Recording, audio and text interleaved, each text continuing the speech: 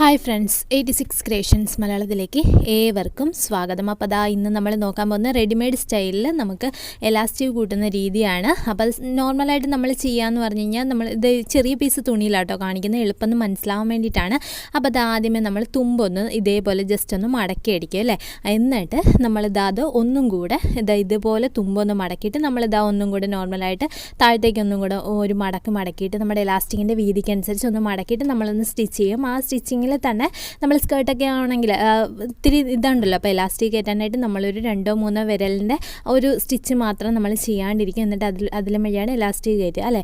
അപ്പോൾ ഒരു ഐഡിയ പറഞ്ഞു തരികയാണ്. ആദ്യമേ തന്നെ നമ്മളിതാ ഈ ഒരു തുമ്പൊന്ന് അടിച്ചെടുത്തിട്ടുണ്ട്. എന്നിട്ട് 1 ഇഞ്ച് വീതിയുള്ള എലാസ്റ്റിക് ആണ് നമുക്ക് വെക്കേണ്ടതെങ്കിൽ നമ്മൾ 3.5 ഇഞ്ച് മാർക്ക് ചെയ്യുക. എന്നിട്ട് ആ 3.5 ഇഞ്ച് മാർക്ക് ചെയ്തെടുത്ത് നമ്മളിതാ ഇതേപോലെ ഇങ്ങനെ വെച്ചിട്ട് നമ്മളൊന്ന് സ്റ്റിച്ച് ചെയ്തെടുക്കുക. 1 ഇഞ്ച് വീതിയുള്ളതിൻ്റെ കണക്കാണ് ഞാൻ പറയുന്നത്, 3.5 ഇഞ്ച്.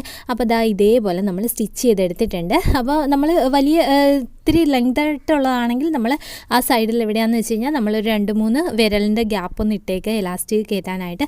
ഇതിപ്പോൾ ഇങ്ങനത്തെ തുണി ആയതുകൊണ്ടാണ്. എന്നിട്ട് നമ്മൾ സേഫ്റ്റി പിന്നിലൊന്ന് കൊടുത്തിട്ട് നമ്മൾ ഇതേപോലെ എലാസ്റ്റിക് കയറ്റുക. എലാസ്റ്റിക് കയറ്റുമ്പോഴത്തേക്കും മറിഞ്ഞ് കിടക്കാണ്ട് ഒന്ന് ശ്രദ്ധിക്കണം കേട്ടോ. നമ്മൾ വലിയ സ്കേർട്ടിലും അങ്ങനെയൊക്കെ നമ്മൾ ചെയ്യുമ്പോഴത്തേക്ക് ഹിപ്പ് സൈസ് കൂടുന്നതിനനുസരിച്ച് ഇത്തിരി ബുദ്ധിമുട്ടുണ്ട്. അപ്പോൾ എലാസ്റ്റിക് മറിയാണ്ടിരിക്കാൻ പ്രത്യേകം ശ്രദ്ധിക്കണം.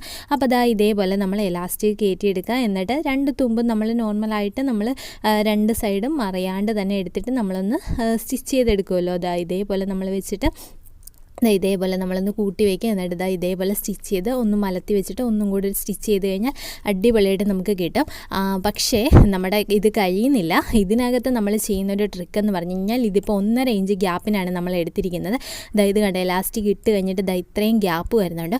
ആ ഒരു ഗ്യാപ്പ് നമ്മൾ ഇവിടെ നിന്ന് കറക്റ്റായിട്ട് ആ സെറ്റ് ചെയ്യുന്ന, അതായത് എലാസ്റ്റിക്കിലും തയ്യൽ വരരുത്, എന്നാൽ എലാസ്റ്റിക്കിനെ പറ്റി തന്നെ തയ്യൽ നിൽക്കത്തക്ക രീതിയിൽ ഒരു ഗ്യാപ്പ് കറക്റ്റായിട്ട് നമ്മൾ ആ 1 ഇഞ്ചിൻ്റെ ഇതിൽ നമ്മളൊന്ന് സ്റ്റിച്ച് ചെയ്തെടുക്കുക. ഫുള്ളായിട്ട് നമ്മളൊന്ന് സ്റ്റിച്ച് ചെയ്തെടുക്കണം. അങ്ങനെ എടുക്കുമ്പോഴത്തേക്കും നല്ല അടിപൊളിയായിട്ട് നല്ല റെഡിമെയ്ഡ് സ്റ്റൈലിൽ നമുക്ക് കിട്ടും. അപ്പോൾ ഈ ഒരു സ്റ്റിച്ചിങ് കഴിഞ്ഞിട്ട് വേണമെന്നുണ്ടെങ്കിൽ മാത്രം എലാസ്റ്റിക്കിൻ്റെ മോളിൽ കൂടെ നമുക്കൊരു സ്റ്റിച്ച് കൊടുക്കാം. അതിൻ്റെ ആവശ്യമില്ല. ഈ ഒരു സ്റ്റിച്ചിങ് കൂടെ ആകുമ്പോഴത്തേക്കും അടിപൊളിയായിട്ട് തന്നെ നമ്മുടെ എലാസ്റ്റിക് കിടക്കുന്നതാണ്.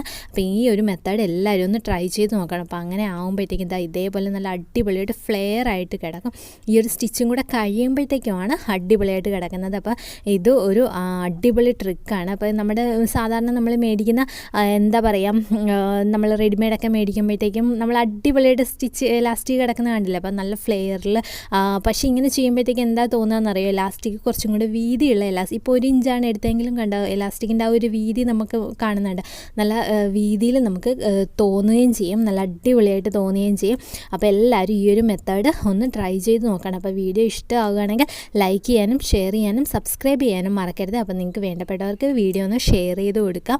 അപ്പോൾ അവർക്കും കൂടെ മനസ്സിലാവട്ടെ ഇങ്ങനെയുള്ള ടിപ്സും കാര്യങ്ങളും ഒക്കെ.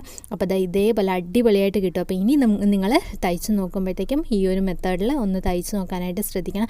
അടിപൊളിയാണ് കണ്ടത്. ഇതേപോലെ നമുക്ക് കിട്ടും. അപ്പോൾ എല്ലാവരും ഒന്ന് ട്രൈ ചെയ്ത് നോക്കാം. Thank you for watching.